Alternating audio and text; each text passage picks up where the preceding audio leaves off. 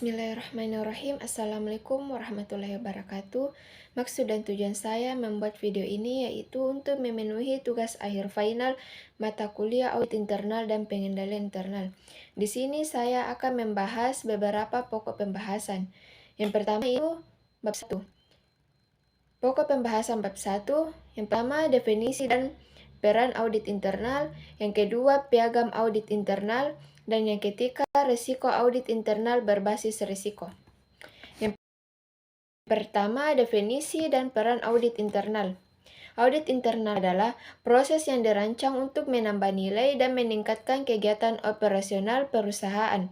Audit internal merupakan penilaian dan pengendalian atas kinerja, risiko dan tata kelola perusahaan publik maupun privat. Audit internal bertugas untuk mengevaluasi setiap kegiatan operasional perusahaan dan melaporkan hasil audit kepada manajemen perusahaan. Tujuan utama audit internal adalah membantu unit kinerja mengelola risiko dalam kegiatan usaha perusahaan dengan mengidentifikasi permasalahan dan menyarankan perbaikan yang memberikan nilai tambah untuk memperkuat organisasi. Yang kedua, piagam audit internal. Piagam audit internal merupakan dokumen formal yang memuat tujuan, wewenang, dan tanggung jawab kegiatan audit internal. Piagam audit internal menetapkan posisi aktivitas audit internal dalam organisasi, memberikan akses terhadap catatan, personel, dan properti fisik yang berkaitan dengan kinerja organisasi dan mendefinisikan ruang lingkup aktivitas audit internal. Piagam audit merupakan dokumen yang harus disiapkan oleh kepala eksekutif audit internal dan disetujui oleh manajemen perusahaan. Yang ketiga, risiko dan audit internal berbasis risiko. Risiko adalah kemungkinan terjadinya suatu peristiwa atau tindakan yang dapat menghambat atau berdampak buruk pada kemampuan organisasi untuk mencapai tujuan bisnisnya. Pengendalian sebaliknya merupakan elemen organisasi yang mendukung manajemen dan karyawan dalam mencapai audit internal berbasis risiko.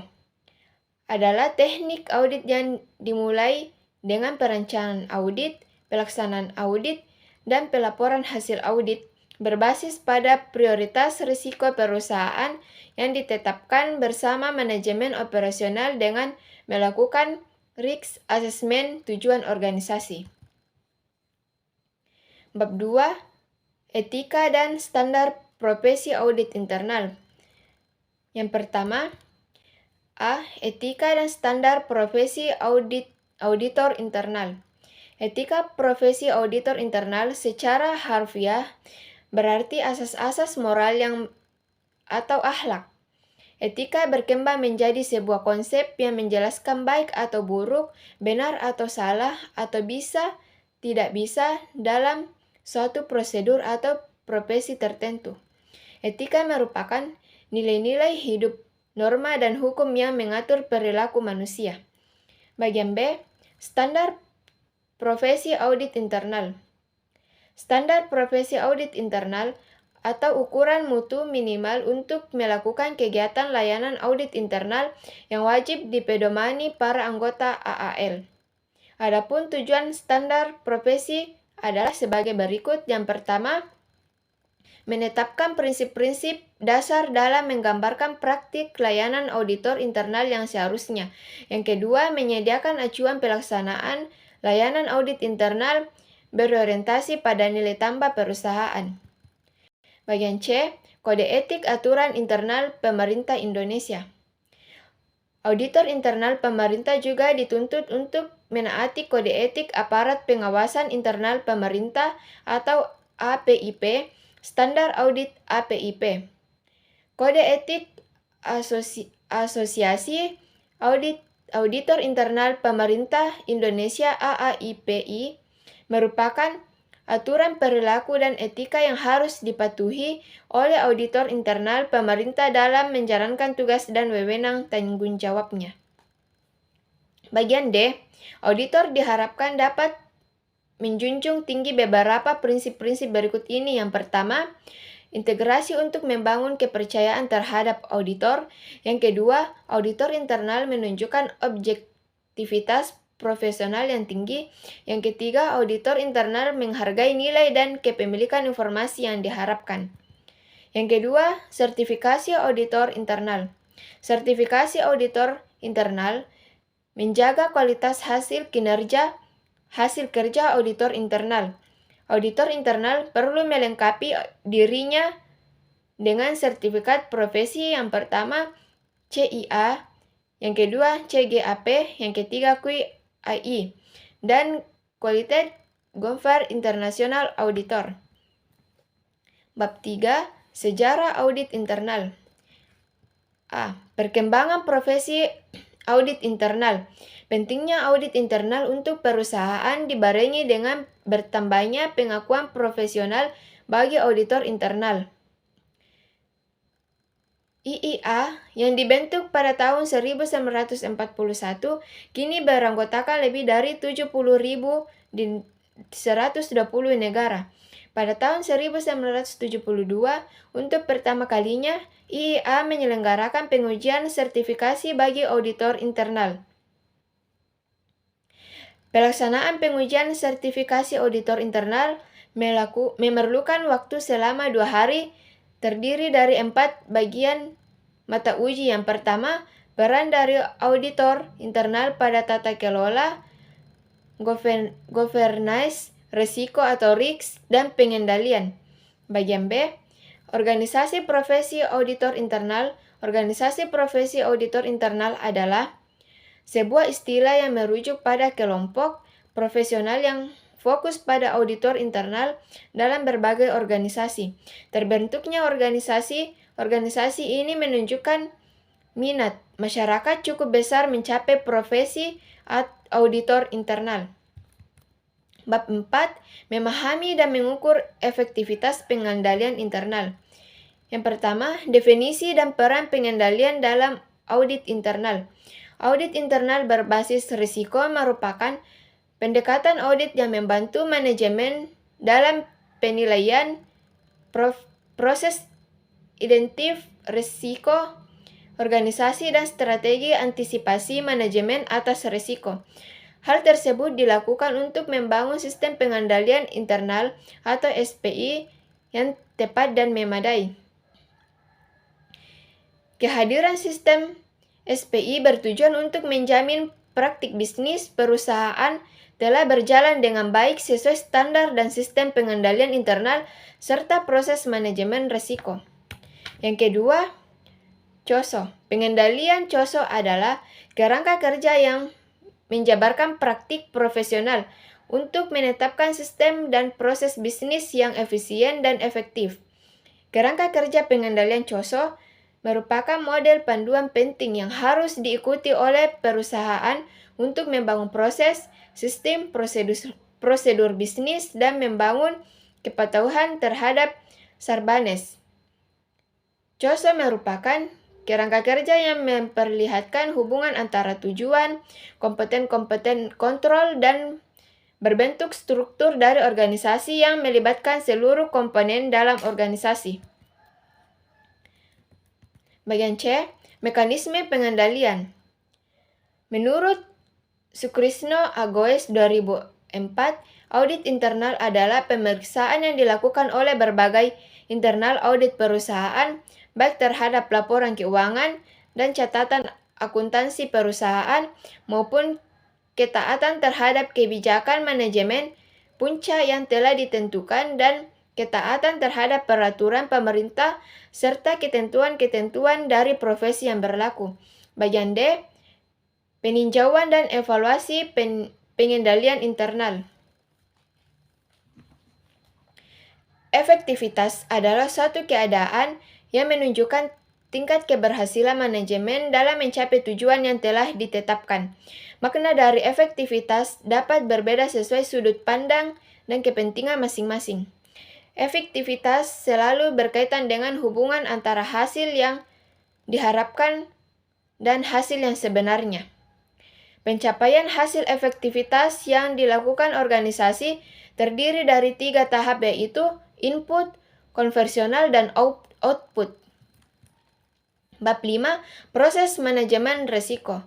Bagian A, definisi risiko. Menurut Kamus Besar atau KKBI, risiko adalah dampak tindak menyenangkan, merugikan, dan membahayakan. Mendefinisikan risiko sebagai tindakan yang berdampak pada sasaran, kekurangan informasi mengenai suatu potensi kemungkinan terjadi. Dan risiko sasaran merupakan risiko itu sendiri.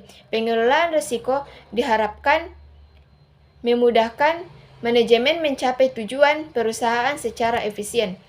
Bagian B, tahapan proses manajemen risiko. Yang pertama, risiko geografis. Yang kedua, risiko operasional. Risiko yang disebabkan tidak optimalnya sistem pengendalian internal perusahaan, kesalahan sumber daya manusia, maupun pengaruh negatif eksternal. Risiko ini dapat diminimalisir dengan melakukan mitigasi risiko berupa pelatihan untuk sumber daya manusia secara berkala dan kontinu. Bagian D, penetapan lingkup konteks dan kriteria.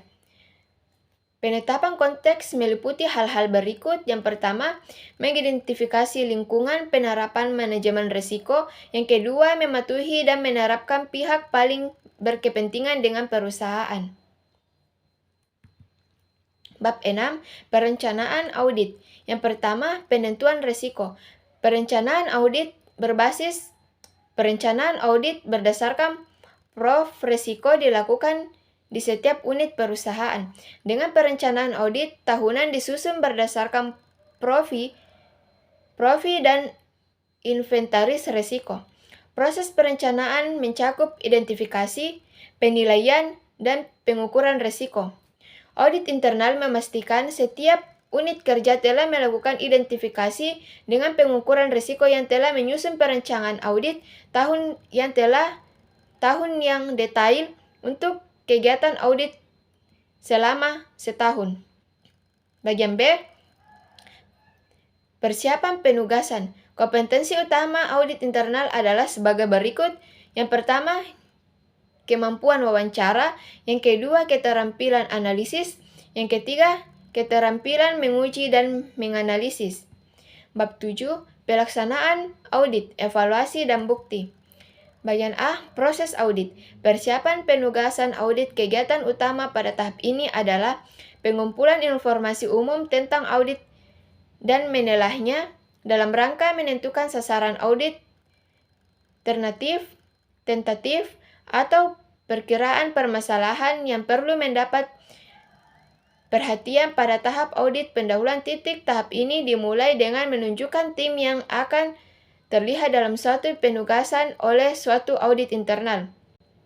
Yang kedua, audit pendahuluan survei. Pendahuluan merupakan proses yang bertujuan untuk mendapatkan pemahaman yang mendalam sebagai risiko dari unit yang akan diperiksa.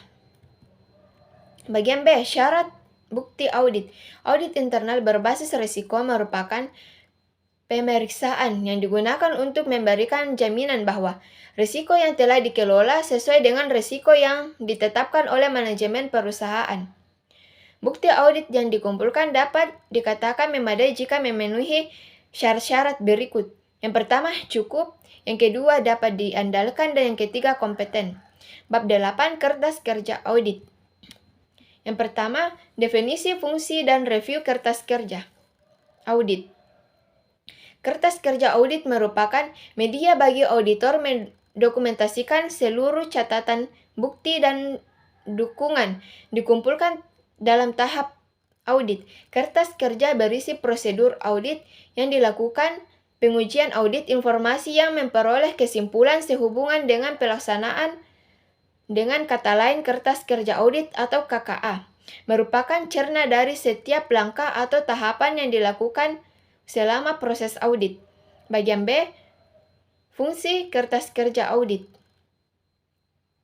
Kertas kerja audit yang dibuat oleh auditor internal selama proses melakukan audit untuk memastikan bahwa audit dijalankan sesuai dengan program kerja audit audit dan dituangkan dalam laporan hasil audit telah didukung bukti-bukti komponen secara cukup.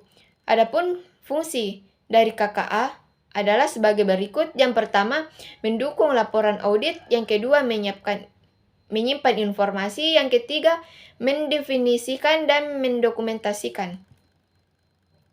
Bagian C, penyusunan kertas kerja audit. Pembuatan dan penyusunan kertas kerja audit yang baik adalah persyaratan mutlak pada setiap penugasan audit. Hasil ini berlaku untuk audit keuangan, audit kinerja, dan audit dengan tujuan tertentu. KKA adalah alat pertanggungjawab utama atas pelaksanaan tugas audit. KKA sama dengan pentingnya hasil pelaporan hasil audit karena KKA mencerminkan hal-hal berikut. Yang pertama, kegiatan audit dimulai sejak tahap perencanaan, survei pendahuluan, evaluasi atas sistem pengendalian manajemen, penguji substantif, pelaporan, tindakan, dan lanjutan hasil audit. Yang kedua, langkah-langkah audit yang ditempuh meliputi pengujian audit, informasi yang diperoleh, dan simpulan hasil audit. Bab 9, pelaporan hasil audit. Yang pertama, penyelesaian audit. Audit internal dapat dikatakan selesai jika laporan hasil internal yang telah disampaikan kepada pihak-pihak berkepentingan seperti manajer, jajaran direksi, dan komite audit. Selama proses penyusunan sangat memungkinkan adanya masalah yang dapat mengaruhi hasil audit. Yang kedua, menyusun laporan rekomendasi. Menurut Moller, pemahaman mengenai menyusun laporan audit internal yang efektif merupakan syarat dari dasar dalam pelaporan hasil audit. Pelaporan hasil audit internal yang baik lebih dari sekedar persiapan dan penampilan laporan. Standar internal praktik profesional audit merupakan panduan mengenai tanggung jawab auditor internal atas pelaporan hasil audit. Bab 10, fraud dalam internal. Yang pertama, teori fraud. Teori fraud terdiri dari beberapa macam. Yang pertama, fraud triangle theory. Yang kedua, fraud diamond theory. Yang ketiga, fraud pentagon theory. Dan yang keempat, fraud hexagon theory. Bagian B, jenis-jenis fraud. Yang pertama, financial statement fraud. Yang kedua, asset misappropriation. Yang ketiga, corruption. Bagian C, deteksi fraud. Deteksi merupakan suatu usaha untuk menemukan atau menentukan keberadaan, anggapan, atau kenyataan. Mendeteksi kecurangan dalam upaya memperoleh indikasi awal mencakup secara cukup mengenai tindakan kecurangan sekaligus mempersempit ruang gerak atau perilaku kecurangan. Audit internal tidak menjamin suatu organisasi perusahaan bebas dari fraud. Namun kegiatan audit internal dapat mendeteksi adanya fraud, kemungkinan merumuskan rekomendasi untuk memperbaiki kelalaian agar fraud tidak terjadi atas meminimalisir dampaknya. Bagian D, proses audit yang menentukan bukti fraud. Yang pertama, prosedur analitis. Yang kedua, inspeksi. Yang kedua, konfirmasi. Yang ketiga, permintaan keterangan. Yang keempat, perhitungan. Yang keenam, penelusuran. Yang ketujuh, pemeriksaan bukti pendukungan. Yang kedelapan, pengamatan. Yang kesembilan, pelaksanaan ulang. Yang kesepuluh, teknik audit bantuan komputer. Bab 11, yang pertama, implementasi audit internal berbasis risiko. Perkembangan penetapan fungsi audit internal pada organisasi telah berlangsung dengan sangat cepat di dunia. Fungsi audit internal yang awalnya hanya berfokus pada fraud, terutama pencurian kas dan aset lain, telah berkembang menjadi suatu sarana verifikasi terhadap suatu transaksi finansial yang dilakukan oleh organisasi. Pendekatan yang dilakukan dalam audit internal pun mengalami beberapa evaluasi. Perkembangan audit internal yang cepat ini juga tidak lepas dari tuntutan para stakeholders, suatu organisasi yang menginginkan adanya peningkatan kinerja, transparansi, dan akuntabilitas. Sekian dari saya. Assalamualaikum warahmatullahi wabarakatuh.